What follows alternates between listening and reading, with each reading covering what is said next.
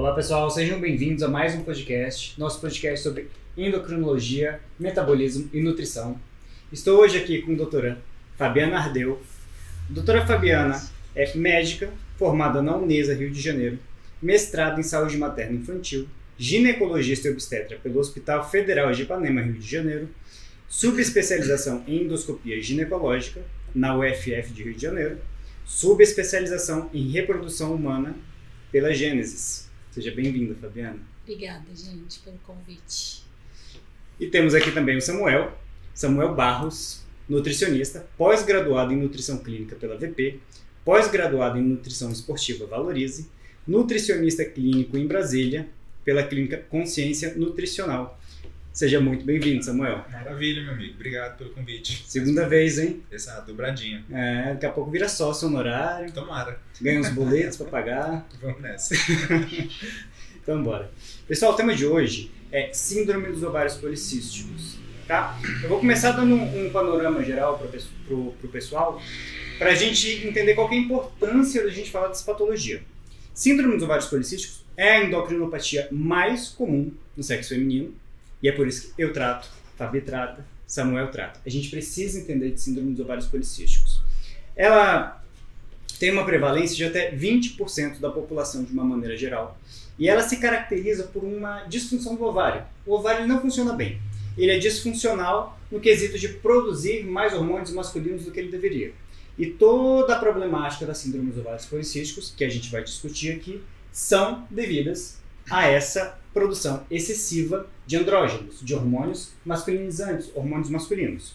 E a gente tem três sintomas mais comuns, três apresentações mais comuns. A oligomenorreia ou a amenorreia, que é quando a menstruação ou ela simplesmente não vem, ou ela vem de uma maneira muito espaçada, demora vários meses para a menstruação descer. Sintomas androgênicos, que são sintomas masculinizantes, como hirsutismo, queda de cabelo, oleosidade, seborreia, que acomete uma grande quantidade de pacientes, e os famosos cistos no ovário. Lembrando que a gente não precisa necessariamente ter os cistos no ovário para a gente ter o diagnóstico de síndrome dos ovários policísticos. A gente não precisa necessariamente ter uma mulher com disfunção menstrual, uma mulher que não menstrua. Até 30% das pacientes com síndrome dos ovários policísticos menstrua todo mês bonitinho. Então isso complica um pouquinho o diagnóstico e é isso que traz a beleza da gente trazer esse tema para cá hoje. E aí, eu queria começar com o Samuel. Samuel, como é que surge a síndrome dos ovários policísticos? Quais são os sintomas mais comuns? Dá uma contextualizada pra gente, explica pro pessoal como é que isso acontece. Maravilha, João. O que a gente tem hoje para tentar entender um pouquinho da SOP é praticamente pautado em teorias ainda. Ainda tem muitas lacunas para a gente fechar sobre o desenvolvimento da condição com muito mais clareza, mas o que a gente tem hoje é uma relação muito forte entre um processo chamado de resistência à insulina e o desenvolvimento da síndrome dos ovários policísticos. Dando um passinho para trás para a gente entender primeiro o que é a resistência à ação da insulina. Imagine que a insulina ela é um hormônio responsável por fazer a captação de glicose. É simples, ela pega aquela glicosezinha que está circulante na corrente sanguínea e joga para dentro da célula. O que acontece dentro da síndrome dos ovários policísticos é que a mulher, por vários fatores ao longo da vida, seja estresse, seja inflamação, seja poluição e hábitos de vida, essa mulher ela perde um pouquinho da sensibilidade ou da conectividade com essa insulina. E o corpo, claro, ele precisa captar aquela glicose, ele não vai ficar sem mexer nesse maquinário. Ele vai fazer uma compensação produzindo muito mais insulina para forçar a captação daquela glicose. Esse processo de produzir X vezes mais insulina para fazer uma captação simples é o que a gente chama de resistência à ação da insulina. E essa resistência está ali no topo do desenvolvimento ou nas teorias mais fortes que resultam no desenvolvimento da síndrome dos ovários policísticos. Isso vai atuar, João, de forma sistêmica na mulher. Tanto, por exemplo, em hipotálamo e hipófise, que mexem em alguns hormônios que levam à desregulação no ciclo menstrual, atua também em proteínas lá no fígado, que diminuem a ligação com a testosterona e faz a gente ter o segundo sintoma, que é o perfil androgênico, que leva a um aumento de testosterona. E o terceiro ponto, que ainda está ali no hipotálamo, hipófise, que é a desregulação dos ciclos e os surgimentos dos microcistos nos ovários. Ou seja, a resistência à ação da insulina que está lá no topo, ela está diretamente conectada e a gente tem muitas explicações até o momento para os três critérios diagnósticos da SOP. Com isso, o que vem de manifestação? oleosidade de pele, acne, queda de cabelo na região do couro cabeludo, mas vem também o crescimento de pelo. Geralmente pelo em regiões androgênicas, já que essa mulher passa a ter muito mais testosterona do que o normal. Pelos aqui nessa região do maxilar, da barba, nas costas e em regiões periféricas também, como braços e pernas, por exemplo. A gente pode destacar uma outra função ou uma outra alteração importante, que é uma alteração no local onde essa mulher começa a depositar mais gordura. Porque, via de regra, essa mulher ela tem mais gordura na região do tríceps e glúteo e coxa, é glúteo femoral. É a característica da mulher. Só que isso começa a mudar. Ela começa a ter muito mais gordura na região central, aqui na região abdominal, nas costas e região axilar. Isso é muito perigoso para ela, porque além de alterar a composição corporal, que é indesejado, mexe com a autoestima e mexe com a satisfação dela, vai alterar o perfil metabólico dela. Ela passa a ser muito mais propensa a doenças cardiovasculares, a síndrome metabólica e várias outras complicações de saúde. E esse depósito de gordura na região central é mais inflamatório, é mais perigoso. E lembra que lá no começo eu falei que a inflamação pode prejudicar o receptor da insulina? Então isso é meio que um efeito bola de neve, onde a gente tem a inflamação resultando na resistência à insulina, que mexe num monte de cascata que resulta em mais inflamação, que reforça o pilar da resistência à insulina. Então a mulher ela fica meio que no efeito bola de neve ao longo da vida. Isso é até uma coisa que eu desenho para ela no consultório. Então, esses são os sintomas, esse é o cenário que você está. Tem muitos outros sintomas que a gente vai falar depois, mas geralmente esse é o cenário, é um panorama da mulher que está ganhando muito peso, está com alteração corporal, alteração de exame e alteração bioquímica, assim, de forma sistêmica. Então a SOP ela é uma condição muito fácil da gente identificar na grande maioria dos casos, né? Bem entre aspas aí. Porque ela traz muita manifestação. A mulher está caindo cabelo, ganhando peso, oleosidade de pele, acne, a gente já faz uma conexão muito rápida com a síndrome. Então geralmente é isso, assim, um panorama geral. Claro que tem muitas ramificações ele ainda. E acaba que essa distribuição de gordura ela é muito parecida com a menopausa, né? Essa distribuição de gordura em tronco, né? Então vira aquela paciente que ela tem uma dificuldade de fazer uma massa muscular e tem uma facilidade imensa de ganhar gordura. É tudo que a gente não quer, né? E como é que a gente diagnostica isso, Fabi? Então, em relação ao diagnóstico de SOP, a gente tem uma questão importante, assim, que houve uma mudança grande de 2003 para cá. Mudaram os critérios para diagnóstico de SOP. Então, todas as mulheres que tiveram diagnóstico de SOP antes de 2003, elas deveriam ser revistas do ponto de vista de diagnóstico, tá? As pacientes com diagnóstico prévio a 2003 de SOP, muitas hoje em dia perguntam: será que eu realmente tenho síndrome dos ovários policísticos? E isso não é culpa da medicina, dos médicos que diagnosticaram antes disso, não é nada disso.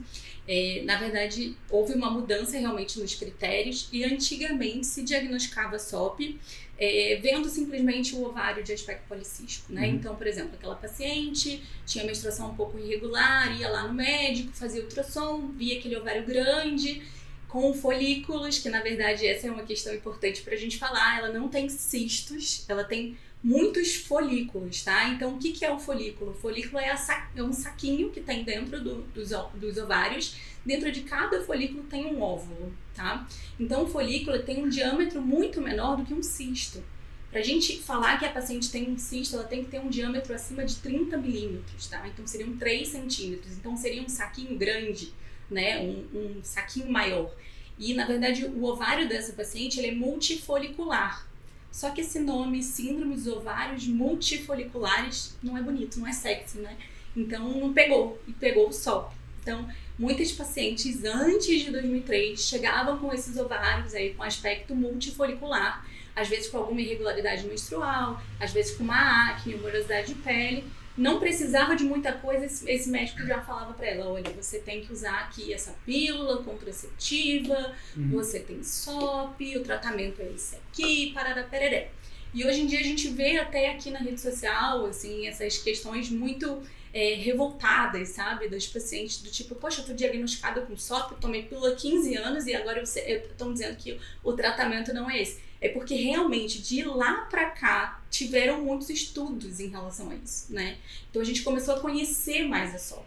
A SOP é uma doença que ela foi vista inicialmente em 1935 por Stein e Leventhal, que são 2 cientistas, e que inicialmente eles viram, a mulher tem obesidade, ela tem ali acne, poxa, ela tem a insulina um pouco alterada, ela não ovula, não menstrua, tem dificuldade para engravidar, isso aqui tem alguma coisa, essa mulher tá igual a essa. Né? E aí começaram os estudos a partir de 1935, mas ela só teve um CID de ovário policístico em 1990, então ela foi reconhecida pela OMS como doença em 1990 só.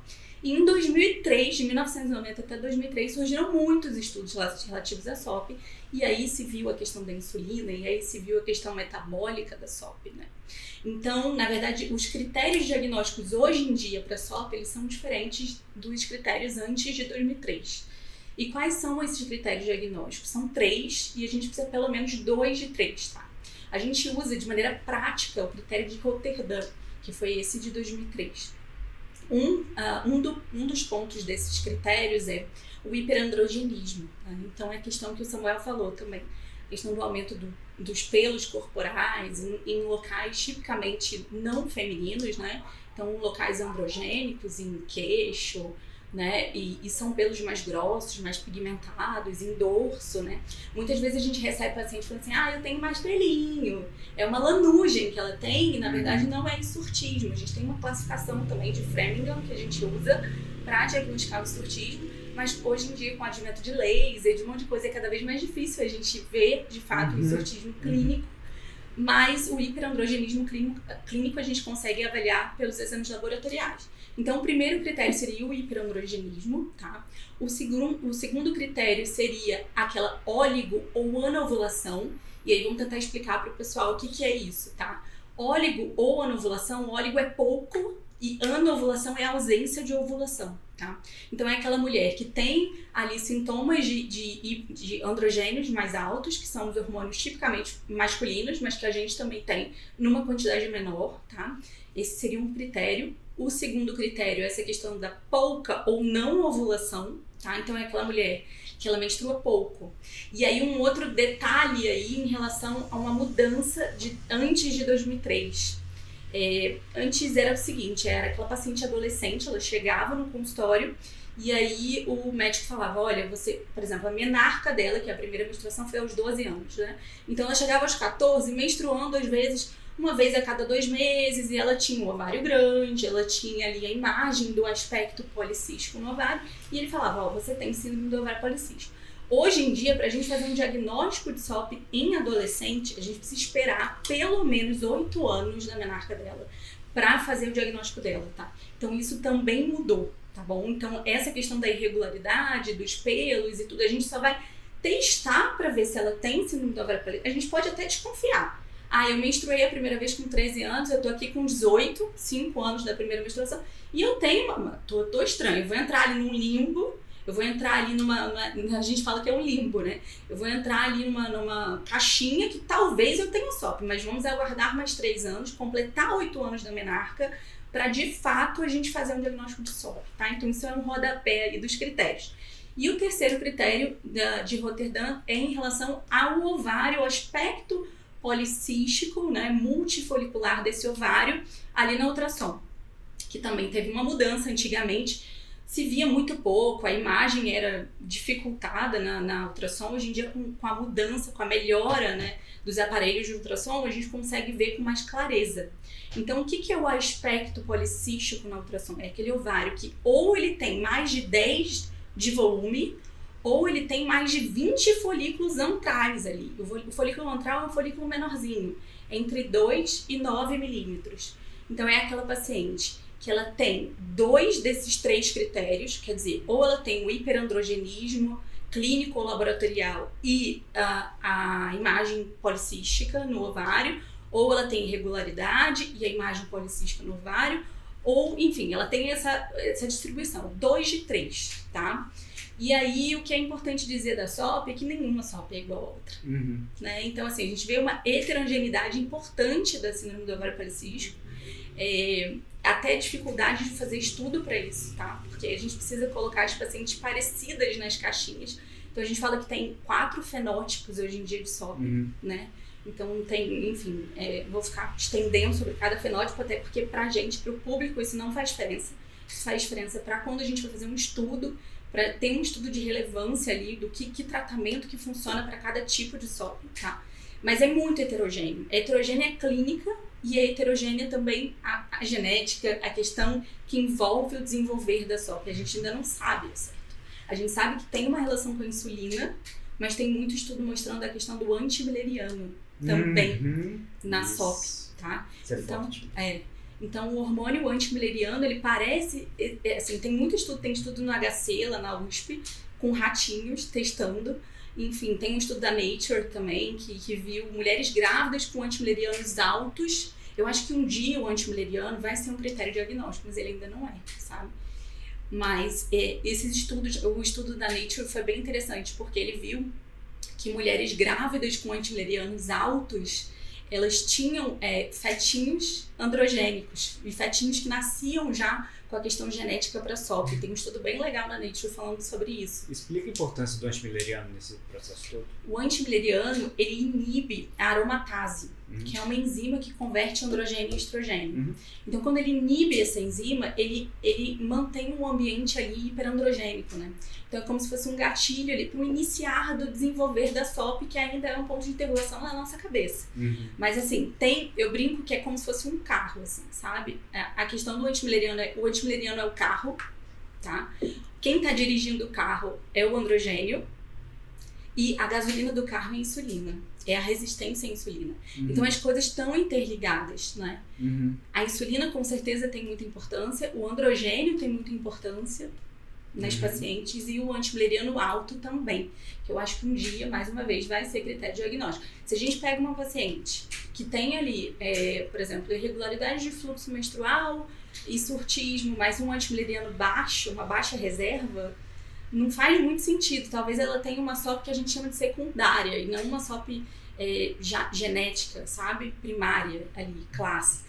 Enfim, são coisas que a gente ainda tá ali estudando e tudo. A questão da insulina já tá bem sedimentada. Então, realmente, depois a gente vai falar um pouquinho sobre tratamento, mas a pílula não é um tratamento para SOP. Não é que não possa usar, pode usar, mas não trata a SOP. E, Fabi, você comentou que ela é uma condição relativamente nova, 10, 20, 30 anos, é um tempo muito curto ainda dentro da ciência, e até então se acreditava que aquela reserva ovariana, aquele ovário cheio de folículos, aquilo poderia ser algo muito benéfico para a mulher, né? Poxa, que reserva maravilhosa, e se isso fosse uma verdade, a gente veria essas mulheres engravidando com muita facilidade, né? Sim. Hoje a gente pode considerar aqueles folículos, ou aquele ovário tomado de folículo como um bom marcador. Ou como que a gente pode enxergar isso, sabe? Na verdade, o que acontece? Que eu vejo, assim, que é uma vantagem, sim, sabe? As mulheres com mais idade, que tiveram diagnóstico de SOP na adolescência e tudo, elas tendem a ter uma reserva maior, sim, sabe? Mas a questão não é só número, né? A questão é a qualidade ovariana. Então, o ambiente hiperandrogênico, ali toda essa questão de insulina, de AMH e parará pereré, torna esse ambiente com baixa qualidade, tá? Então, existe uma questão da qualidade ovariana que é menor nessas pacientes. Então, não adianta ter um número muito grande. Número 1, você tem um número excelente, mas você pode não liberar esse óvulo adequadamente. Então, isso já te dificulta, né? 70% das pacientes ali com SOP, elas têm alguma dificuldade para engravidar.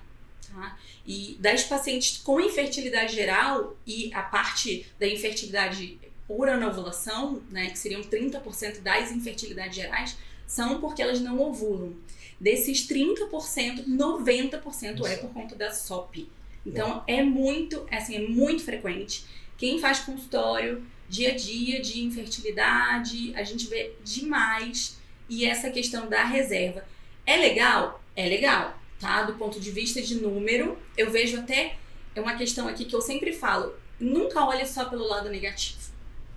A SOP não tem só coisa negativa, ela tem muita coisa positiva. Na minha opinião, tem sim. Então, é aquela mulher que ela tem mais testosterona. Então, em teoria, né, poxa, ela teria uma disposição maior, né, legal. A mulher que engravida menos, do ponto de vista, se a gente pensar nos ancestrais ali, aquela mulher que não ficaria tão vulnerável com o neném e tal, né? Enfim, e tem a questão da reserva ovariana que eu vejo na prática clínica. As pacientes com mais idade que melhoram do perfil metabólico, eu te diria que são as maiores candidatas a engravidarem com maioridade, são as que tiveram SOP na adolescência. Porque elas ainda têm uma boa reserva ovariana, né? E elas, se elas entendem que elas precisam mudar o perfil metabólico dela, que é muito um trabalho que eu já faço há um tempinho com o Samuel, que é excelente a nossa troca, né? Então eu falo assim, gente, não dá pra explicar tudo aqui. É isso, isso e isso, você vai no Samuel, entendeu? Então, assim, é uma troca legal e eu acho importante a parte nutricional, mas muito importante para o paciente. Senão a gente não falaria, né? Endócrino, nutricional, enfim. Então é muito importante. Legal. Fabi, então são 3 critérios. 3 critérios. 2 de 3. 2 de 3. Hiperandrogenismo, que a gente pode entender como um aumento de testosterona. Anovulação ou oligoovulação, que a paciente ou ela não menstrua, ou ela menstrua de uma maneira muito espaçada. Isso. E número 3, os cistos do ovário. Isso. Mas o que eu queria te perguntar é o seguinte, o que seria um atraso menstrual compatível com SOP? Qualquer atraso? 5 dias, 6 dias, 7 dias? Geralmente, o padrão de que tem síndrome do ovário policístico, de irregularidade, de fluxo, seriam ciclos maiores que 35 dias, tá? Isso é um perfil bem característico para a gente pensar em síndrome do ovário policístico. Em irregularidade de ovulação, né? Em anovulação. Então, são ciclos... E a gente, como é que a gente calcula isso aí? Vamos explicar, porque às vezes é difícil o paciente entender, ou a pessoa que está assistindo entender. O primeiro dia do teu fluxo menstrual é o primeiro dia do ciclo. Então, a gente fala que é o primeiro dia do sangue vermelho vivo, tá? A partir daquele primeiro dia do sangue vermelho vivo, se você demora 35 dias ou mais para ter o outro sangue vermelho vivo, existe uma chance grande de você não estar ovulando, não ovular adequadamente, né? E aí, os ciclos mais longos remetem a essa questão da anovulação e da síndrome do ovário policístico. Perfeito, Fabi. Tá bom. E, bom, a paciente ela tem SOP, ela não engravida ou engravida com muita dificuldade, mas essa paciente com SOP, ela sofre algumas consequências, seja consequências obstétricas, metabólicas, fetais. E eu queria que você começasse falando aqui pra gente quais são as complicações obstétricas e fetais da paciente com síndrome dos ovários policísticos. Porque o que é importante? É importante a gente saber que a gente precisa tratar essa paciente na raiz. Sim. Se a gente não trata essa paciente na raiz, ela vai ter as consequências endócrinas e metabólicas. Então, quais seriam as consequências endócrinas e metabólicas dessa paciente com síndrome dos ovários policísticos? Então, eu vou falar um pouquinho da gestação e vou deixar a parte metabólica para vocês dois. Vou jogar a bola para vocês dois, Tá bom. tá? Deixa pra gente. Durante a gestação, o que a gente vê com mais frequência, primeiro que geralmente é uma paciente que se ela engravida de uma maneira sem muito cuidado e tudo, é uma paciente que geralmente tem um perfil metabólico alterado, né? Então essa paciente, existe uma chance maior dela ter, por exemplo, doença hipertensiva gestacional, que é pré-eclâmpsia, né? Dela ter desfecho ruim, diabetes gestacional, dela ter um neném maior, né? Num tamanho, num volume maior, dela ter um parto prematuro, dela ter aborto por conta da qualidade ovocitária, né? Então, se a gente não cuida disso antes, às vezes eu sou procurada, eu tive um aborto, aí você vai olhar, ela tem, você revira do avesso que ela tem uma alteração metabólica, ela não ovula direito, ovulou tardio, já era um óvulo antigo que ela liberou ali, que tem muito isso também. Às vezes elas ciclam, do nada elas liberam um óvulo, no 40º dia do ciclo. Aí é um óvulo fragmentado, um óvulo antigo ali. Então existe uma chance maior também por isso da questão dos abortos e tudo, né? Então aborto, pré-eclâmpsia, diabetes gestacional, parto prematuro, né?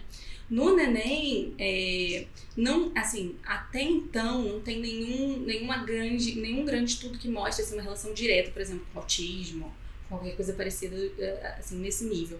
Mas existe a chance de passar só, principalmente se for um feto de sexo feminino, né? E principalmente se ela tiver, parece um antimileriano alto. Né? Aquela história. Aquela história toda do ambiente hiperandrogênico no neném, né? Porque às vezes se a mulher, ela não tem um antimileriano alto, ela só tem mais androgênio e ela engravida, essa placenta consegue meio que pulverizar esse androgênio, assim, sabe? Ela consegue evitar com que esse androgênio vá para esse fetinho. Mas se ela tem um antimileriano alto durante a gestação, isso aí pode fazer com que esse nenenzinho nasça já com essa predisposição também para SOP, sabe? Entendi. Então tem que ter muito cuidado, enfim, tem que preparar muito bem essa paciente para engravidar. Né? Esse é um trabalho que a gente faz e que geralmente eu recebo as pacientes da Fabi com desejo gestacional. Então, a paciente que está com ciclos irregulares, com desregulação metabólica e várias outras manifestações e quer engravidar. A primeira parte desse processo é orientar ela sobre a programação metabólica que ela vai fazer. Esse processo de preparo gestacional é uma oportunidade única que ela tem de talvez conseguir programar o filho dela, o filho ou a filha, para ser um ser humano mais saudável, um indivíduo mais saudável. Com certeza. E isso a gente faz, claro, com esse controle todo sistêmico, multidisciplinar, mas tentando entregar ela um pouco mais saudável, desde qualidade de ovulação, da temporalidade dessa ovulação e controlando o peso, resistência à insulina, para evitar a exposição do feto, por exemplo, a um ambiente mais hiperglicêmico, a um ambiente com valores mais altos de insulina e com um teor mais alto de androgênios ali.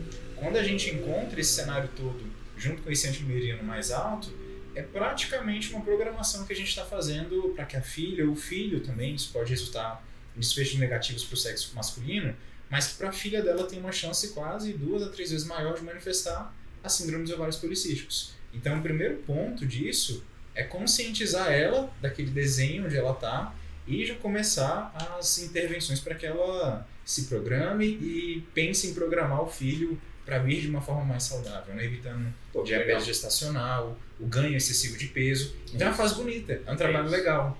E quando a paciente entende isso, ela até tira um pouquinho do estresse de não estar conseguindo engravidar. Então isso entra em segundo plano e o primeiro plano é o cuidado para saber como que ela vai engravidar. Ajeitar a casa, né? Exato. Uma coisa que eu trato muito em consultório é o conceito de preparação. Preparação para emagrecer, preparação para aumentar a massa muscular, preparação para praticamente tudo. E a gente falando dessas questões metabólicas, da síndrome dos ovários policísticos, eu vejo muito, como o Samuel falou, uma bola de neve, um ciclo vicioso em todo esse processo, mas eu vou puxar um paralelo um pouquinho diferente. Quando a gente tem um aumento de insulina, no ovário, a gente tem um aumento de androgênio.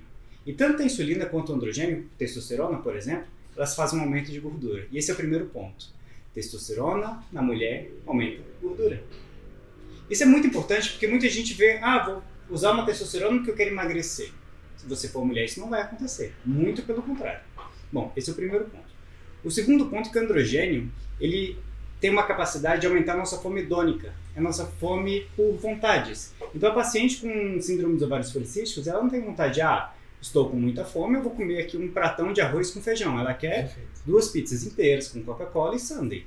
Perfeito. O que dificulta ainda mais. Mais insulina, mais androgênio, mais gordura. Quando eu aumento gordura, a gente aumenta quem? A gente aumenta a leptina. Aumentando a leptina, que é um hormônio que teoricamente daria saciedade pra gente, a gente tem uma disrupção dessa saciedade, a gente perde a saciedade. E aí o que acontece? A paciente ela senta para comer e tem uma saciedade tardia. Ela sempre sai da danada da refeição com uma fominha. Então isso é extremamente angustiante para essa paciente, porque ela não tem uma noção de apetite. E se ela não tem apetite, ela come mais. Se ela come mais, volta na insulina, androgênio, gordura. E esse é um ciclo que a gente precisa. A gente, enquanto endocrinologista, ginecologista e nutricionista, a gente precisa bloquear. Então a paciente, às vezes, hoje mesmo, chegou uma paciente que ela chorou enfim. Porque é uma coisa que a paciente ela não consegue sair sozinha. Muitas vezes, né? Algumas vezes consegue e tudo mais, mas tem muitas pacientes que elas não conseguem sair sozinhas. Aí ela é taxada de, você não tem força de vontade, é só fechar a boca que você consegue. A gente sabe que gordofóbicos. Não é assim. A gente sabe que não é assim. Mas muitas vezes a gordofobia ela é ignorância, né? As pessoas acreditam piamente que a culpa é só fechar a boca e às vezes a própria pessoa acredita, talvez por escutar tanto e tanto e tanto. E daí a gente podia puxar o Samuel para essa questão. Você quer falar mais alguma coisa das consequências? Não, tá super ok. Eu vou puxar de outros pontos já. Tá? A gente podia puxar, vou até mudar a organização aqui do nosso roteiro, puxar para a parte dietética. Legal. Porque a gente viu que um dos centros da questão é a insulina atrelada a esse peso que causa a maior parte dessa problemática das pacientes com SOP. Então, Quais são as estratégias que você costuma utilizar em consultório? O que as evidências mostram? Show de bola. Sempre que a paciente recebe o diagnóstico de SOP, ou ela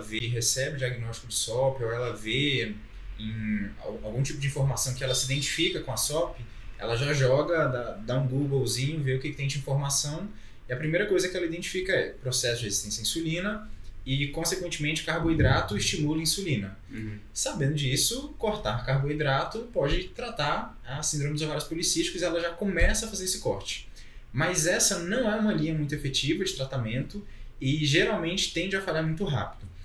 Quando a gente pega para ver, por exemplo, os trabalhos que mexem com o padrão dietético, tem um que é muito interessante, que eu gosto muito e que eu me vejo reproduzindo ele todos os dias na prática, que é um que ele não faz restrição calórica, ele não diminui o total de carboidratos na dieta, mas ele muda a qualidade do padrão alimentar daquela mulher.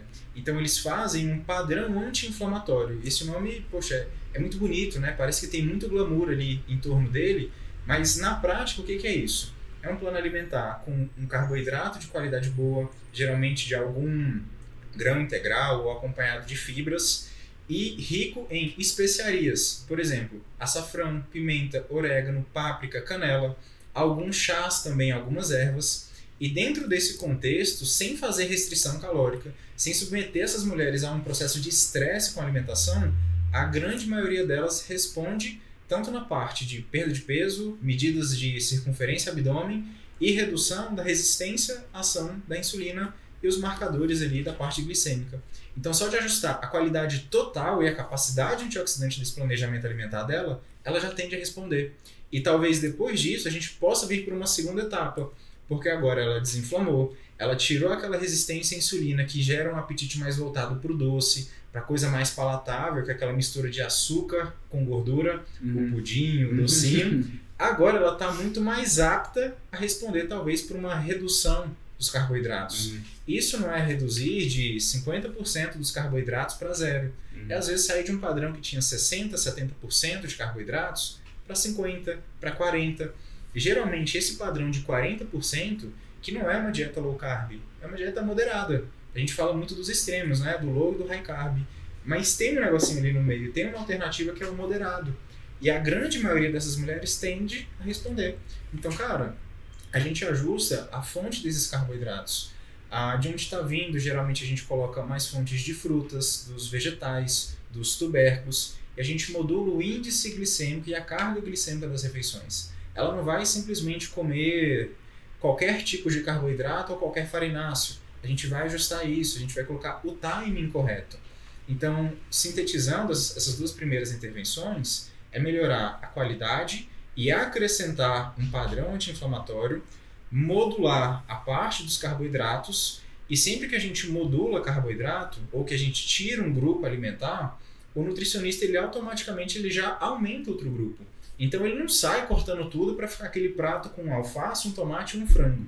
Geralmente não é isso, esse não é o padrão. Batata doce. Sabe, a mulher já consegue visualizar isso quando ela entende que tem que reduzir carboidrato. Na verdade, tiramos ou reduzimos os carboidratos, na verdade a gente sempre reduz, a gente aumenta um outro componente que faz uma correção de um componente que você falou, que é aquela fome abusiva gerada pelos andrógenos. Hoje a gente tem falado muito de GLP-1, dos análogos, que são hormônios gástricos que geram saciedade. Esse perfil androgênico reduz a produção de GLP-1. Então essa paciente, ela terminou a refeição, ela não tem aquela sinalização de saciação. Ela ainda está com fome e a saciedade dela ao longo das horas é menor.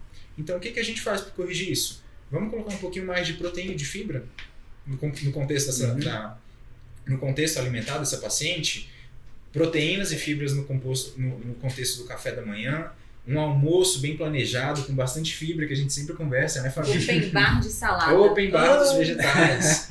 Ela não precisa ter medo de consumir a beterraba, a abóbora, não é isso que causa o problema. Isso, pelo contrário, é muito benéfico. E distribuir um pouquinho melhor essas proteínas ao longo do dia. Um lanche da tarde com um pouquinho mais de proteína e fibras, para que ela não chegue à noite com tanta fome, com tanta impulsividade, e coma num horário que não é tão interessante, e um jantarzinho talvez um pouquinho mais singelo. Então, olha só, brincando, assim, a gente falou 4, talvez 5 refeições que essa mulher vai fazer. Isso, às vezes, é mais do que ela fazia antes, mas ela fazia numa quantidade, numa qualidade, numa distribuição muito pior. Cuidando desses 3 aspectos, João, é bem notório a possibilidade de a gente ver uma melhora nessa mulher é muito significativo. E olha que a gente não falou de coisa de outro mundo, coisa que essa mulher vai ter desgaste para procurar. São coisas simples do cotidiano, onde ela ajusta, tem um entendimento melhor e começa a viver melhor. Porque não é que essa paciente ela tem que fazer uma dieta restrita, milagrosa por 2 meses. 2 meses que ela faça, cara, não resulta em nada. Não tem um impacto metabólico nada significativo. Inclusive, ela ficar nesse efeito sanfona é muito mais prejudicial do que se ela vivesse com aquele peso estável ao longo da vida. Então, a gente faz uma modulação do plano alimentar e do modo com que ela se relaciona com o alimento. Essa mulher ela entende que ela pode consumir um pão, mas esse pão pode ser combinado com uma proteína, uma fibra, para ficar mais interessante. Ela consome o arroz, mais acompanhado das fibras, das proteínas, de uma boa fonte de gordura.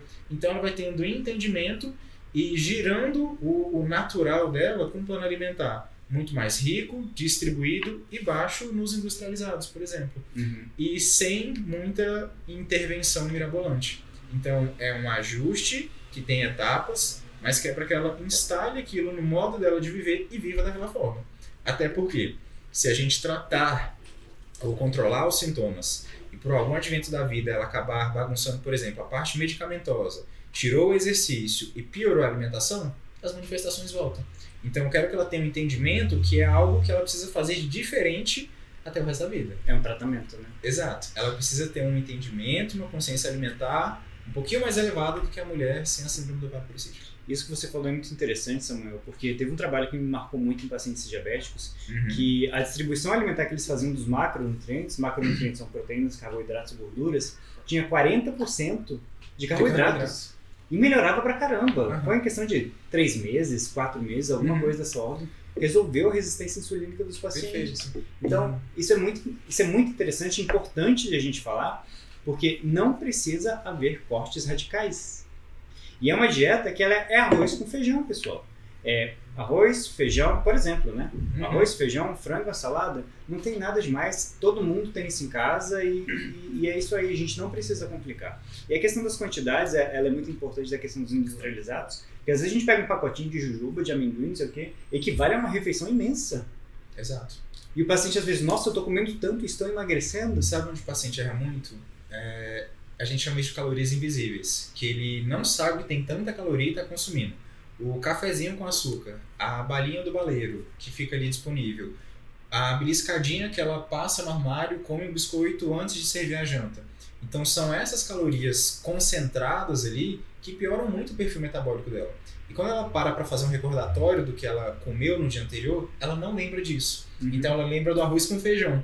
E ela joga a culpa ali. Mas não tá. Se a gente investigar, o paciente, na grande maioria das vezes, ele subrelata calorias. Não de forma maldosa, mas porque ele não lembra. São coisas cotidianas e muito rápidas ali. E aí quando você prescreve o arroz, o feijão, enfim, os alimentos ali de modo geral e alimentos convencionais, ela assusta. Ela não entende isso. Mas o que a gente está fazendo é incluir. E tirar aquilo que não tem tanta utilidade, tanta necessidade. Teve até um episódio que eu até coloquei no Instagram, nesses stories da vida, que a paciente ela veio pra mim chateada porque a nutricionista tinha passado arroz pra ela. Exato. Então, esse tipo de coisa é real, esse tipo de coisa acontece. Arroz não faz mal, não é cortando arroz que a gente vai chegar a canto nenhum. Exato. Né? Não tira o meu arroz, não tira o meu pão. Na verdade, a minha briga é pra fazer o paciente comer, pra ele se relacionar bem com o alimento. Cara, come, faz o teste, vamos lá, confia em mim, vai dar certo. É surreal, né? E além dessa questão dietética, a gente tem que falar de tratamento hormonal. Porque é frequente no consultório, é diário, quem trata síndrome dos ovários policísticos chega lá. Anticoncepcional. De vez em quando chega uma metformina. Mas é brutalmente, quase sempre, anticoncepcional. E aí, Fabi, eu queria que você falasse pra gente do tratamento hormonal, se você acha o tratamento hormonal isolado uma boa ideia, se você acha o tratamento combinado uma boa ideia, ou se não gosta do tratamento hormonal, prefere ir por outras vias.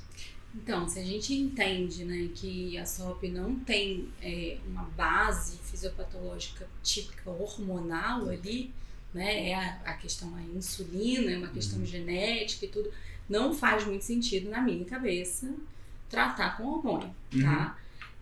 Mas como eu falei mais anterior, né, anteriormente, se ela tá com a pílula, se ela tá adaptada àquilo ali, já tá introduzido na vida dela, ela lembra de tomar, ela gosta, a pele dela tá boa, tarará, tarará, não vejo sentido também dar, tá? Então não é por aí que a banda toca. Mas a gente tem que olhar sempre o perfil metabólico da paciente, né? Então tem que avaliar a questão da insulina, como é que tá o colesterol dela, né? São coisas que geralmente a ginecologia ainda tem algum déficit aí, né? Então quem faz já tá ali acima do padrão. Mas é importante a gente explicar para a paciente que a base é a questão da insulina, que precisa de mudança de hábitos. E geralmente eu não lanço mão do hormônio para tratar, tá? Eu lanço a mão de hormônio para, tudo bem, eu quero uma contracepção aqui, eu quero evitar neném e tudo bem, não quero outra via, a gente discute minimamente ali sobre métodos contraceptivos, a gente tem DIU não hormonal, DIU hormonal, pílula, anel vaginal, implante, enfim, decidindo qual que é o tipo do contraceptivo dela e dentre essas possibilidades existe a possibilidade sim da pílula, tá? Continua existindo.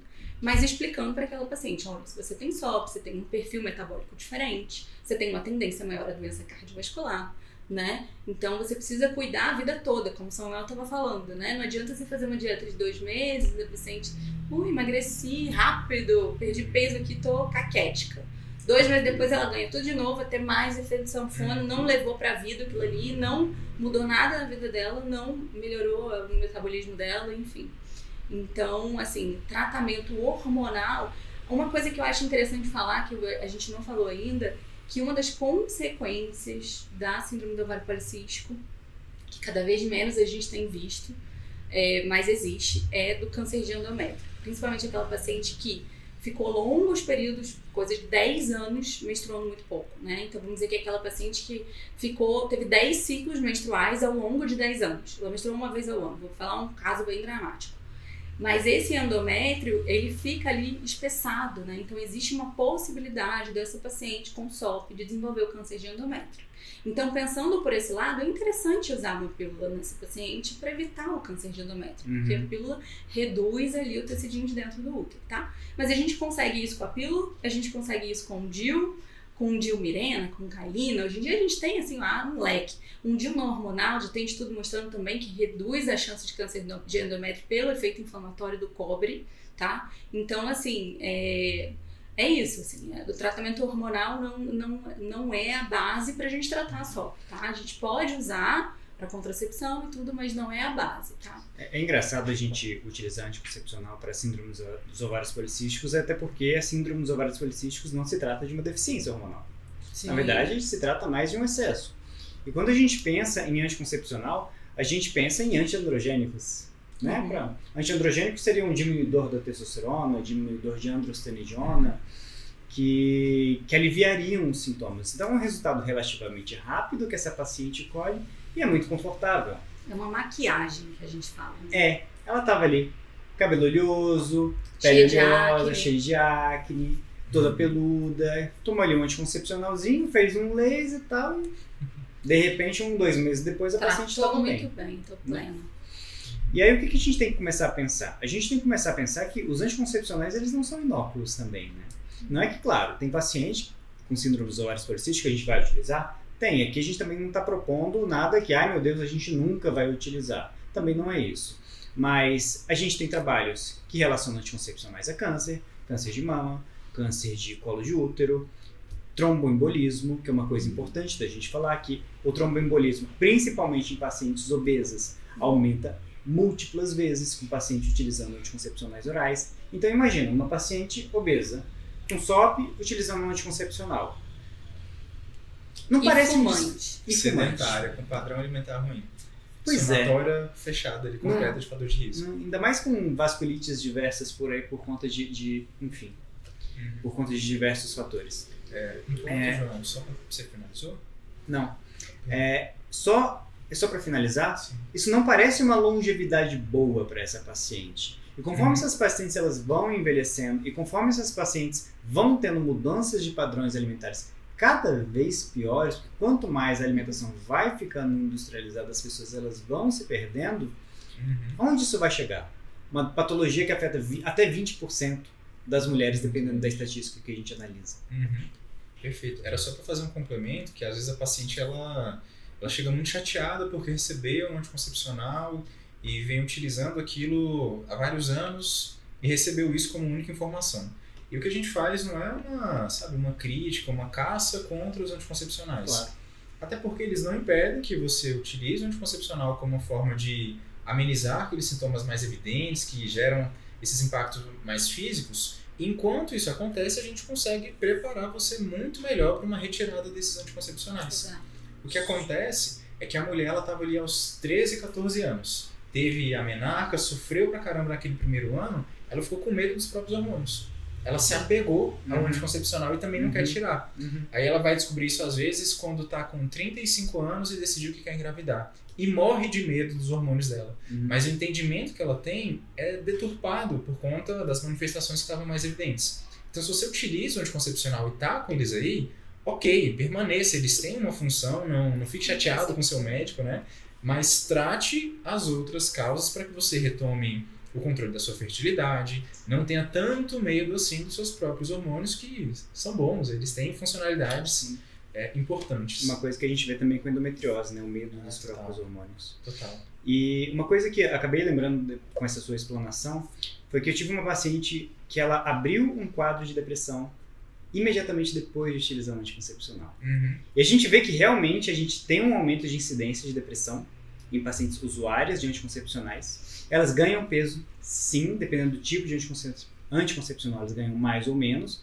É uma quantidade pequena de peso, mas 1-2 quilos aí por ano, em 5-10 anos de uso de anticoncepcional, dá para mudar bastante o físico de uma pessoa. E eles afetam a absorção intestinal de alguns nutrientes. Zinco, selênio, magnésio, vitamina B2, B6, B12. Então, quais são as repercussões disso? Esse paciente, por conta dessas deficiências, eles são mais inflamados, eles têm ações inflamatórias mais severas, eles têm deficiência de produção de serotonina, daí a questão da depressão. Elas têm um aumento de uma molécula chamada homocisteína, por conta da deficiência de vitaminas do complexo B. A homocisteína ela é uma molécula que ela sobe conforme as vitaminas do complexo B baixam. E isso, em essência, aumenta o risco cardiovascular de uma paciente que já é alto. Aumenta uma coisa que a gente chama de leaky gut. É como se o intestino ele fosse permeável, ele fica ele fica frouxo, ele fica furadinho e começam a passar, por exemplo, lipopolissacarídeos, se ativa macrófago, dá mais inflamação, dá mais resistência insulínica. Então, todo o tratamento ele precisa ser individualizado. A gente precisa pensar 2 vezes antes de iniciar um tratamento com anticoncepcional na paciente. Claro que é possível, mas com cuidado, com intervenção dietética, com intervenção ginecológica bem entendida. A paciente ele precisa entender o que ela está fazendo. E mais importante do que isso, a gente precisa entender que a anticoncepcional não é a única opção. Se tivesse uma mensagem importante para isso... E existe hoje em dia uma mudança, só te interrompendo, uma mudança grande pelo perfil mesmo do paciente. Os pacientes já procuram não usar. Né? Então elas me procuram, doutora, eu não quero mais usar isso aqui. Eu falo, então para, o corpo é seu. Pode parar. Não, mas eu posso parar isso quando? Hoje. Que hora você tomava? Daqui a 1 hora. Não toma. Não precisa continuar tomando, né? Então a gente explica que existem outras maneiras de contracepção, né? Enfim, então existe já uma conscientização para isso aí. Acho que sim, dá para usar, tá? No perfil de paciente ainda dá para usar, no paciente mais nova, mais magrinha, que tem muito medo dos próprios hormônios, ela entende que ela tem que ter mudança. Às vezes a gente prepara ela para tirar e ela tira e ela nem sente diferença, né? Já aconteceu muito isso. Doutora, então eu vou me preparar e vou fazer atividade física, vou melhorar minha alimentação e vou parar a pílula. Porque o efeito rebote que é muito chato, principalmente na pele, né? Então assim, ela para, 1 mês depois pipoca a cara, ela fala, meu Deus, a primeira coisa que eu vou fazer é abrir uma outra cartela e tomar. Entendeu? Pânico. Porque dá aquela maquiagem, entendeu? Mas se ela tá preparada, se ela tá orientada, ela larga aquilo ali. Não, eu quero um DIU não hormonal, beleza, vamos colocar então aqui no consultório e tal. Então, enfim, existe já essa mudança, essa conscientização, né? E eu acho que o caminho é esse aí mesmo. Maravilhoso. E uma coisa interessante, Fabi, é que a gente fala sempre que a paciente com SOP ela tem uma resistência insulínica, sempre não vai, mas em uma grande parte das vezes. E uma paciente que às vezes confunde a gente enquanto médico, enquanto nutricionista, é a paciente magrinha. né? E tem uma As estatística... mais difíceis. Sem obesidade, sem resistência à insulina. Mas tem uma estatística que eu até mandei no grupo hoje, que 75%, até 75% das pacientes magras com síndrome dos ovários policísticos têm resistência insulínica. Sim. E aí o que a gente tem que estar atento também? Muitas vezes a insulinemia, ela não é de jejum, a insulina alta não é em jejum, mas ela é reflexa a um consumo de carboidratos.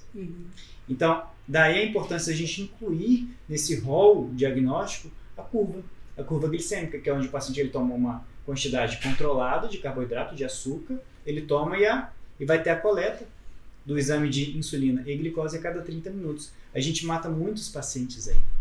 Outra coisa que eu acho interessante, que isso ajuda também, é que a gente tem algumas alterações enzimáticas na conversão de alguns hormônios que causam acúmulo de outros hormônios além da testosterona, como androstenediona também. Então, em vez de a gente falar só em testosterona, como é o que mais se fala, a gente fala no painel androgênico. A gente vai avaliar outros andrógenos, outros hormônios, que eles são masculinizantes também. Então, isso eu acho uma coisa extremamente interessante para a gente É interessante tratar. a gente falar que SOP é um diagnóstico de exclusão, né? O que você estava falando dos androgênios, né? Então a gente tem que excluir um monte de coisa até dizer que essa paciente tem SOP, né? É verdade, bem pontuado. Então, tumores, secretores de androgênios, Hiperplasia adrenal. isso. Enfim, hiperprolactinoma, hipotireoidismo, Isso. outras alterações endócrinas, até que a gente realmente feche como SOP, né? Tem que fazer diagnóstico de exclusão. E, Fabi, talvez a maior queixa dessas pacientes, o maior anseio delas, além da questão do peso, da questão estética, de querer estar bonita e tudo mais, é a questão da gestação. Hoje a gente vive um boom de gente que quer engravidar e não consegue engravidar. Eu nunca vi tanto na minha vida como eu vi nos últimos, talvez, 2 anos. Sim. Parece que aumentou assim exponencialmente. Não sei se chegou mais pra mim ou se realmente aumentou muito. Me parece que aumentou muito. E dito isso, como é que a gente melhora a chance dessa paciente engravidar? Existe algum, não um roteiro, mas um guia, de uma maneira geral, que essa paciente ela possa seguir para que ela tenha uma maior chance de sucesso? Eu costumo explicar no consultório que para paciente com SOP engravidar, o tratamento é como se fosse uma escadinha, sabe? A gente começa sempre do menos pro mais, né? Gosto. Então, a gente vai evoluindo e a gente vai testando. Eu tenho pacientes com SOP que engravidaram só com mudança de hábito de vida. Alimentação, atividade física, eu não tive que fazer absolutamente mais nada, tá? Então, é paciente que não ovulava e ela passa a ovular no consultório e a gente vê, porque eu tenho ultrassom, acompanho a ovulação e com mudança de hábito ela passa a ovular. Então, tudo começa da dieta e atividade física, tá? Então, alimentação, orientação nutricional, atividade física. Beleza, mudou alguma coisa no padrão ovulatório dessa paciente? Ela passou a menstruar regularmente depois dessas mudanças de hábito, depois dessa dieta? Não, essa paciente ainda não melhorou. A gente pode pensar em introduzir, e aí o tratamento de primeira escolha é a metformina hoje em dia, né? Que é o Glifage. E aí é importante falar sobre dose, tá? Então a dose do Glifage, eu vejo muito paciente usando dose baixa de Glifage, às vezes um comprimido, 500 miligramas à noite, É uma dose baixa. Se fala de dose para ajudar na questão ovulatória, para mudar o perfil ali do ovário, da insulina e parará, seria 1,5, tá? 1,5 grama. E aí poderia dividir 1 comprimido no almoço, 2 no jantar, enfim, tá? Mas aí seria a metformina a próxima escolha. Então, aquela paciente que mudou o hábito, tá na atividade física, melhorou ali o perfil metabólico, foi lá no Samuel, né, foi no nutricionista lá dela, ele orientou direitinho. E mesmo assim ela não está ovulando ainda, a gente pode introduzir a metformina nessa paciente, tá? A metformina, tem estudo mostrando que a metformina às vezes induz a ovulação mesmo, melhora a ovulação. Tá? Então ela passa a ovular com a metformina. Isso. E aí ela engravida usando a metformina. Beleza. E tem aquela paciente que ainda é mais resistente ainda. Geralmente são as magras, né? A gente começa, muda o perfil alimentar, faz atividade física. É difícil entrar na cabeça dela, eu sou magra. O que eu preciso disso, minha filha? Eu não preciso disso, né? Mas aí a gente vai introduz a metformina nela. Beleza, ainda não está ovulando. E aí a gente pode lançar a mão das medicações para a indução da ovulação, que a gente faz isso em consultório, tá? Então isso a gente chama de tratamento de baixa complexidade. Então é aquela paciente que chega no consultório, A gente tem algumas medicações que a gente lança a mão. Hoje em dia, a principal é o letrozol, tá? Que é uma medicação que foi usada, ela é off-label para isso, tá? Ela é utilizada para câncer de mama, mas ela tem um efeito antiestrogênico importante. E aí, como ela inibe receptor de estrogênio, o que acontece é que o organismo entende que tá faltando estrogênio. E aí é bacana, porque ele aumenta o recrutamento folicular, né? Geralmente é um recrutamento monofolicular, diferente do Clomid, que aumenta muito a chance de gestação gemelar, 2, 3. O letrozol é um folículo só, geralmente, tá? E não tem um perfil ruim no endométrio. Que se falava muito no Clomid antes, né? E hoje em dia o Clomid não é a primeira escolha. A primeira escolha é o letrozol. Já tem muito estudo mostrando isso. Então, o letrozol, ele melhora a questão endometrial, que é um problema na SOP. Geralmente, os pacientes têm um endométrio mais fino, tá? Então, ele melhora, ele deixa aquele endométrio mais bonitinho, né? Mais receptivo, mais gordinho, que a gente chama, mais direitinho ali para perfil de implantação. E aumenta muito a chance dela engravidar. Então, essa medicação, ela é feita, a gente faz alguns ciclos no consultório, tá? Ainda não tem fechado o que seria um número ideal de ciclos, eu acabo individualizando cada paciente. É importante ver os outros fatores de infertilidade, tá? Por exemplo, eu não vou induzir uma ovulação no paciente que eu não sei se a trompa tá boa. O que vai adiantar? Ou se o espermograma do marido tá completamente alterado, por que eu vou fazer ela passar por uma medicação dessa sem saber se tá tudo certinho para ela engravidar espontaneamente, né? Porque tem paciente que tem fatores múltiplos, ela tem SOP, ela pode ter SOP, endometriose, né? Vamos chutar aqui. Hashimoto. SOP, endometriose, Hashimoto, alteração tubária, e o marido tem um espermograma alterado. Tá? Então a gente tem que mexer com tudo. Dá pra engravidar espontâneo? Se ela tiver uma trompa e um marido que resolva a questão do espermograma, dá, né? A gente já viu que dá e tudo. Mas, enfim, então eu vejo as outras questões também para infertilidade antes de induzir, mas a gente induz no consultório, são essas as medicações, geralmente é o letrozol. Falava-se muito no Clomid, existe também o pessoal que gosta de fazer gonadotropina no consultório, tá? E se em 3 a 6 ciclos, que é um número bem assim, que a gente não tem um número certo, tá? De ciclos para fazer no consultório até que ela engravide, mas eu acho que fazer mais de 6 ciclos é muito. E aí, geralmente, eu indico fertilização. Tá? Lembrando que fertilização não significa neném em casa. Né? A gente tem até uma história legal para contar. Eu, Samuel, falei, Samuca, vamos contar a história da minha amiga. Uma amiga minha morando fora daqui, lá no Nordeste, não sei se ela tá em Fortaleza, não sei. É uma amiga minha de infância, me ligou, tinha tido um aborto, um desfecho ruim, ela tem SOP, e aí eu revi toda a história dela, eu nem sabia que ela tinha SOP, porque a gente era amiga de infância e cortou, assim, a relação. E aí eu falei, bom, você tem síndrome do ovário policístico, vamos tratar, tarará. E ela deu uma sumida depois que ela teve o aborto, sabe? Então eu acho que foi, eu pensei, não, ela deve estar num luto bem intenso e tudo, né? Deve ter sido bem pesado e tal pra ela. Beleza, 1 ano depois desse aborto, ela me liga e fala, Fabi, você não sabe, eu fiz uma fertilização. Eu tive 20 óvulos coletados, não lembro exatamente, mas muitos óvulos coletados, e eu não tive nenhum embrião para transferir. Tá? E aí a gente fala a questão da má qualidade ovárica. Né? Então essa paciente, ela tem um número muito bom, mas ela precisa cuidar da qualidade desses óvulos, né? E aí ela falou, não sei o que eu faço. Eu falei, por que você foi pra FIV? Aquela coisa. Não, tudo bem, vamos resolver. Eu falei, olha, vamos consultar com um nutricionista. O Samuel atendeu ela, ele atende online e ele vai rever todo o teu caso. Se eu olhar a menina magra, assim, sarada, num grau, assim, tipo, muito fitness. Nossa. Muito fitness. E aí o Samuel, com a parte nutricional, ele viu que ela tinha o quê? Carência nutricional? Fala um pouquinho dela. Diversas deficiências nutricionais, né? Quando eu recebi, ela já tinha passado por você, já tinha um histórico do aborto, e tinha um cansaço também, um desgaste do processo, né? E quando você olha fisicamente para o paciente, você, poxa, não imagina não que tenha... Sentido. Você até duvida um pouquinho do cenário em relação ao diagnóstico. Poxa, será que tem com esse perfil? Mas cabe com aquilo que você passou no começo. A SOP, ela não tem um roteirinho e ela não é destinada para um tipo só de mulher. Ela se apresenta de diversas outras formas. Diferente. Exato. Ela não tinha, por exemplo, uma resistência à insulina evidente, mas tinha um perfil muito androgênico. Muito androgênico. Mas que não estava tão evidente assim por laser e etc., procedimentos estéticos.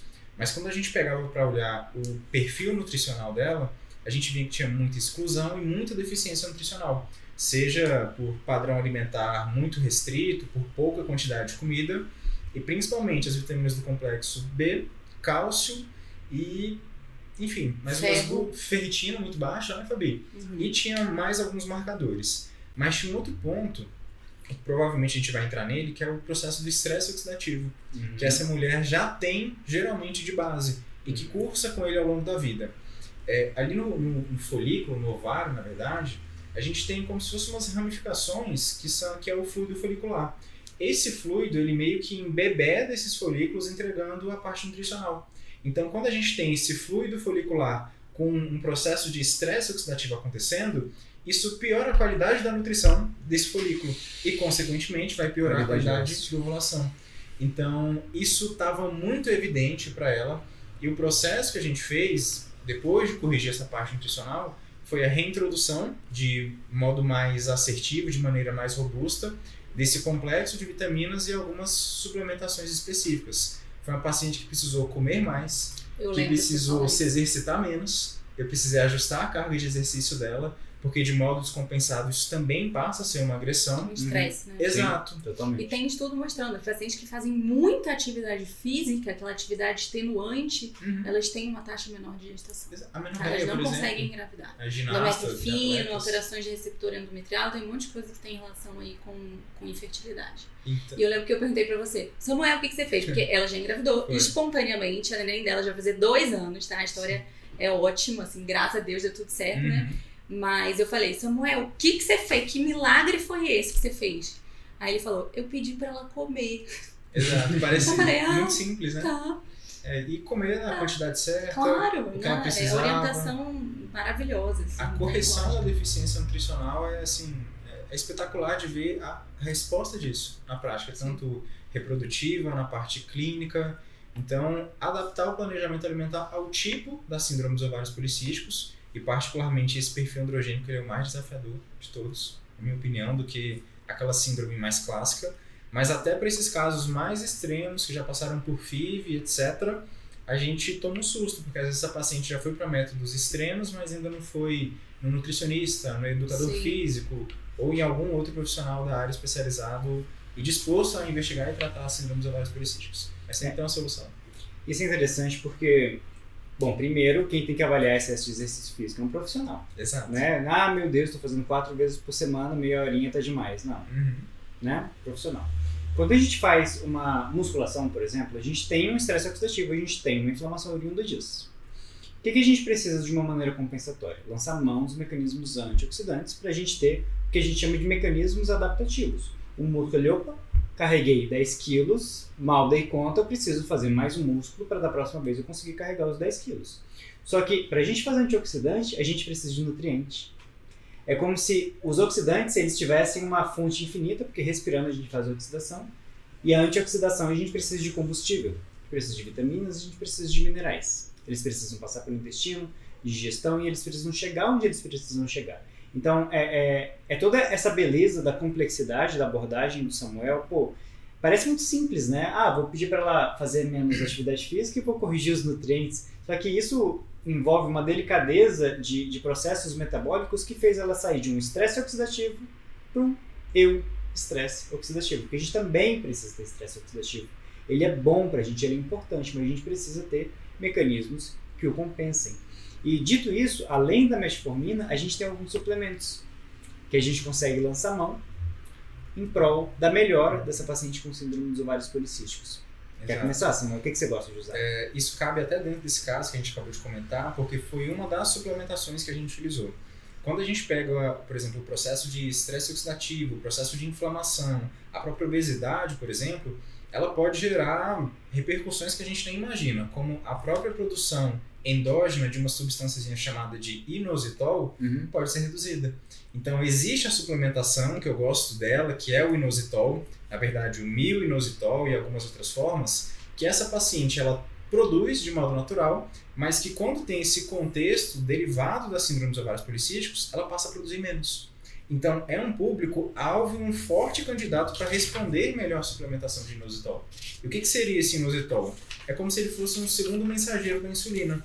Então, aquela insulina que estava com um pouquinho de dificuldade de se conectar com o seu receptor para gerar as funções celulares, esse inositol consegue vir e reforçar essa sinalização, sem necessariamente produzir mais insulina. Ele, na verdade, tende a reduzir esse processo de produção e liberação. Então, isso vai gerar melhora na resposta ovulatória, tende a melhorar a ação de um hormônio que é o FSH, hormônio folículo estimulante. Vai lá no ovário, recruta o folículo e gera o desenvolvimento dele. O que a gente consegue ver com o inositol, João? Um encurtamento dos ciclos menstruais. Essa é a primeira resposta que eu quero ver com a minha paciente com ovário policístico. Não é uma paciente que está há 180 dias sem menstruar e começa a menstruar a cada 30 dias. Não é assim que funciona. Mas ela começa a ter ciclos mais curtos, ao invés de 180, 120, 50, até ela chegar nessa regularização dos ciclos menstruais. A gente diminui a chance de uma ovulação tardia, ela começa aborto, ela começa a ter mais controle do ciclo menstrual e da própria fertilidade dela.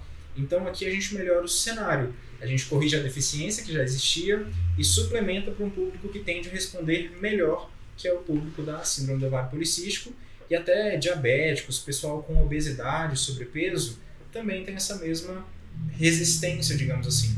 E geralmente também tem SOP. Pode ser que tenha SOP acompanhada desses outros fatores, então é um paciente fortíssimo a responder super bem com o inositol. E eu vejo assim um hype muito grande com a metformina, que de fato é uma medicação muito boa, mas ao passo que o inositol ele fica largado ali de lado. Escanteado. Sendo que o inositol, ele em muitos aspectos é até melhor que a metformina. Então eu trouxe uma estatística aqui para vocês, para o pessoal, comparando inositol e metformina. Sobre relação de resistência insulínica, o inositol reduziu 56%, a metformina não foi significativo. Reduziu 65% da testosterona livre, metformina não significativo. Melhorou o ciclo menstrual, restabelecimento do ciclo menstrual em 88% dos casos, versus 25% da metformina. Taxa de ovulação do inositol aumentou em 72%, versus 30% da metformina. Gravidez de nascidos vivos aumentou em 90% do inositol, não significativo da metformina.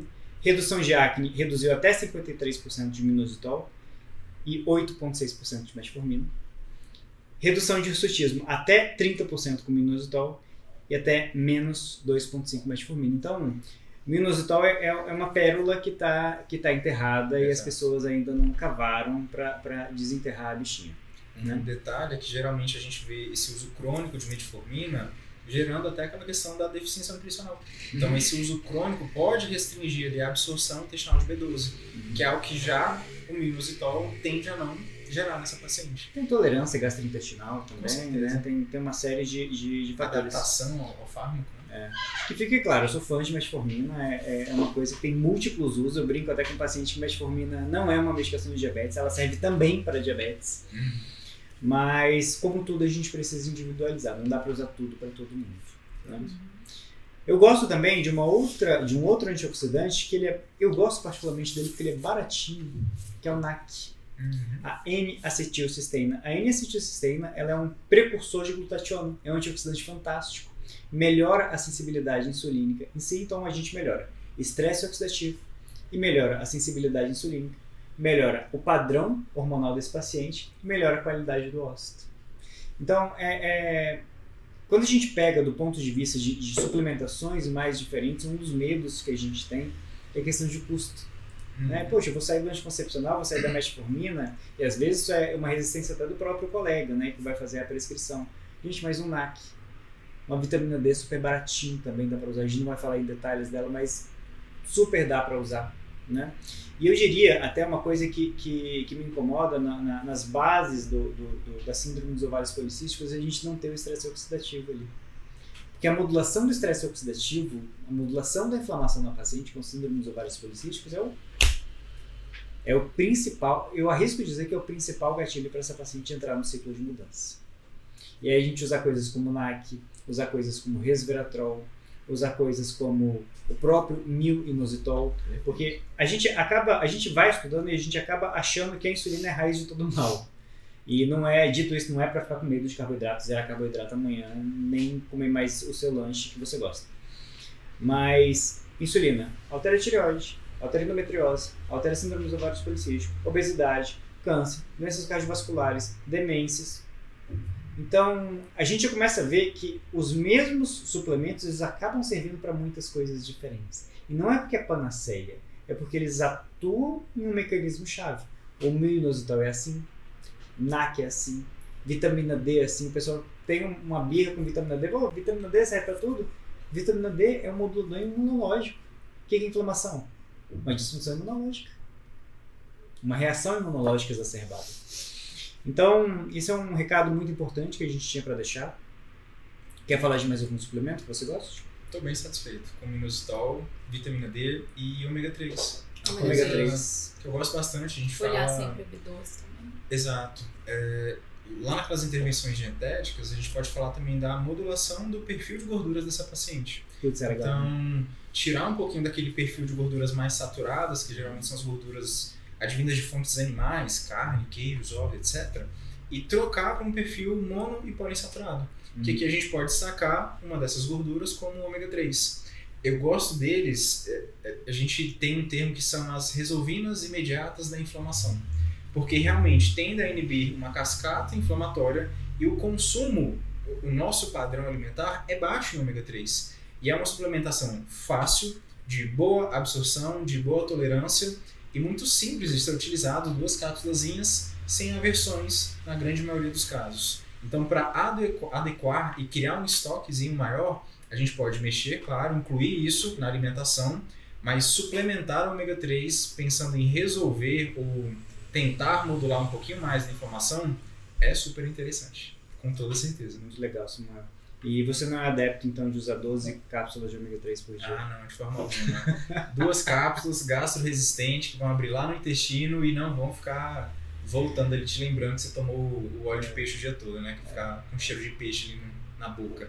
Ultimamente eu tô adepto de usar no máximo 3 por dia. Boa. 2 a 3 a gente já consegue ali 1.000, 1.500 miligramas e um bom tá ômega ótimo. 3 resolve quase tudo, né? Até TPM. Tá ótimo. Já viu a resposta Legal, em TPM? sim. Sensacional. Modulação de cólica, intensidade da cólica, modulação de humor. O ômega 3 é sensacional. Não só a suplementação. Lembra que a gente tem no alimento, mas suplementação também vale a Isso é pena. importante falar, né? Porque a suplementação ela entra como um a mais, né? Muitas vezes o paciente ele chega ali com... A gente faz uma prescrição de nutracêuticos para ele, vitaminas, minerais e tudo mais. E o paciente ele sai ali com a impressão que a vida dele está resolvida. Sim. Só que não tá. Ele tem que dormir. Olha, uma coisa importante para estresse oxidativo é dormir. Completamente. Cara, é absurdo o tanto que melhora o padrão de estresse oxidativo quando o paciente dorme. Uhum. É absurdo. E pra gente ter uma qualidade de sono, vamos falar disso, no mínimo 7 horas. Não tem, eu durmo 6 horas, eu fico bem, eu durmo 5 horas, eu fico bem. Você pode achar que você fica bem, mas não fica. Quando faz avaliação cognitiva, você é inferior. Quando você faz análise de estresse oxidativo, você é inferior. Quando faz análise de resistência insulínica, você é inferior. É tudo inferior. Tem que ser no mínimo 7 horas de sono. Você pode ser funcional. Aumenta muito o risco cardiovascular, né, de Muito, infartar. de tudo. Tem uns trabalhos que eles colocam o paciente em privação de sono por 4 noites. Depois de 4 noites dormindo mal, 1 ou 2 horinhas a menos, esse paciente acorda com uma glicemia mais alta, pressão arterial mais alta, e ele tem disfunção em hormônios que modulam a apetite, leptina e grelina. Mas Tem vontade isso, de tem comer mesmo. Então, alimentos. quando é que a paciente vai conseguir fazer o planejamento alimentar que às vezes vai cursar com uma mudança ali mais robusta em questão de quantidades? Quando ela tiver esse sono ajustado, quando ela tiver a leptina atuando de maneira correta e menos grelina. Grelina é um hormôniozinho que age sinalizando fome. É o estômago roncando de fome. Isso. Então, se a gente tem mais grelina, se torna muito mais difícil seguir qualquer planejamento alimentar. Não, e a gente vê isso muito, muito claramente quando o paciente ele tem uma privação, às vezes até voluntária de sono. Né? O paciente vai para aquela festinha, vai para aquela reunião, vai para balada e tudo mais. No outro dia, o que o paciente come? Exato. Tudo. Só tranqueira. Tudo. Ele não que come arroz com compra. feijão. É o desejo por coisas Voluntariamente. palatáveis, muito mais intensificados no dia seguinte. É a misturinha do carboidrato com gordura que se torna muito mais necessário, entre aspas, para o paciente naquele dia. A gente joga isso no paciente com insulina alta, com gordura alta, que não tem hábitos alimentares bons, é bomba, né? Dormir é muito importante para a fertilidade. Tem bastante estudo mostrando isso. Muito. Cara, dormir. Muito. E a gente tem que parar e perguntar, você dorme? Aí a paciente, não. Que horas? 2 da manhã. Não, Tem gata. muito isso. Tira o celular, tira a tela, vamos fazer higiene do sono, não tá legal, sabe? Você quer engravidar, entendeu? Vamos diminuir a tua inflamação, então a gente tem que perguntar do sono também. Ação de Inclusive na endometriose também. melatonina, Nossa senhora.